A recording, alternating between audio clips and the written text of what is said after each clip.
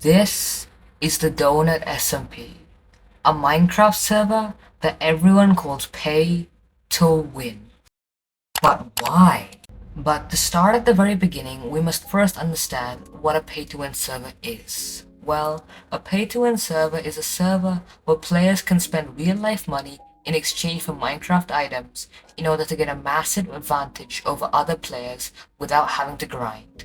And the reason people consider the Donut SMP to be pay-to-win is because they have a store where you can spend real-life money to buy crates and get super OP items in-game. Now that I've covered the basics of what a pay-to-win server is and how the Donut SMP can be possibly categorized as pay-to-win, let me explain why it's not. Why the Donut SMP isn't pay-to-win.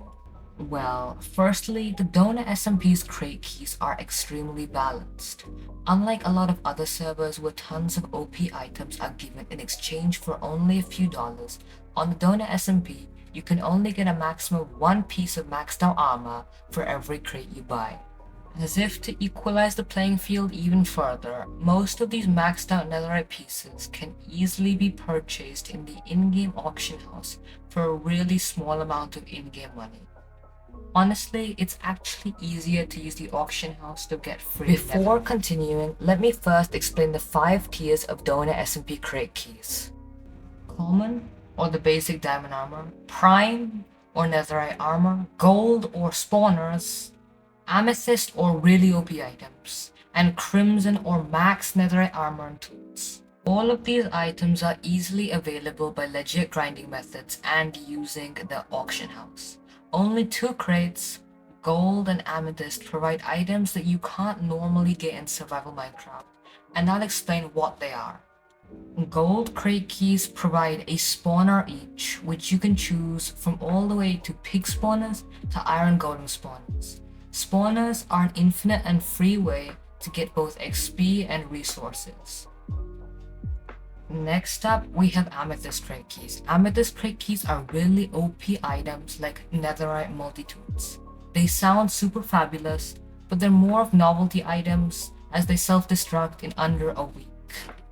Now, let's quickly compare all of these features with another really popular Minecraft server, lifesteal.net.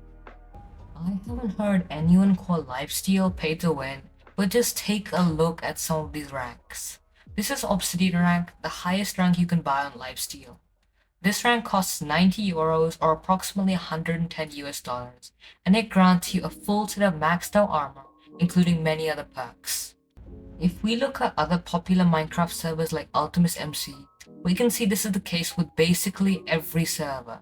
They all have really expensive ranks which provide you free in-game items.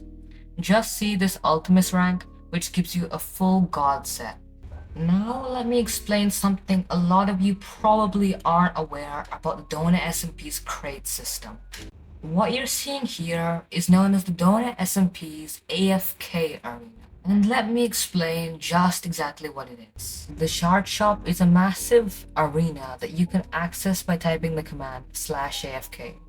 Basically, the Shard Shop is a place where you AFK. But every minute you spend AFKing on the place, you get 1 shard. Now why are shards useful? Well, shards can be used to buy exclusive items like crate keys and spawners. Now, a lot of people may think the system is really broken as you only get 60 shards per hour. For comparison, 1 crate key, such as the Crimson crate key, costs around 2,000 shards. In other words, you have to AFK around the day in order to get any crate key you please.